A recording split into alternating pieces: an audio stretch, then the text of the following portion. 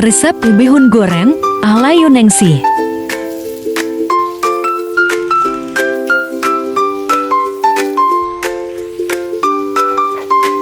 Tips dan trik. Tips, bisa gunakan saus bihun jagung. Trik, air ditambahkan minyak 1 sendok supaya tidak lengket.